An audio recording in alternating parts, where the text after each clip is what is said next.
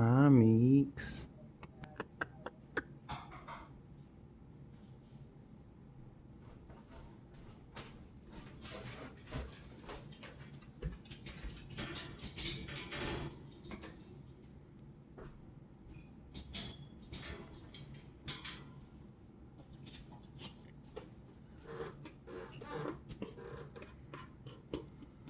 Hold on. He's ready for his banana. I don't want him out.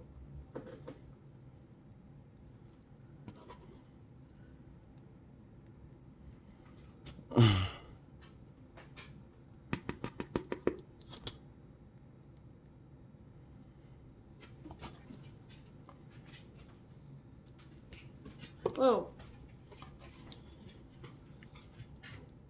If I decided to post this to YouTube, for all the haters out there saying monkeys aren't really good for bananas, just know. Monkeys aren't really good for bananas? Or bananas aren't really good for monkeys. There's antibiotics on it. And that's the only really way to get them to eat it. Our little boy had a GI. This is his last day. GI Miko. Gastrointestinal infection. It's his last day of antibiotics. Is it? Yeah.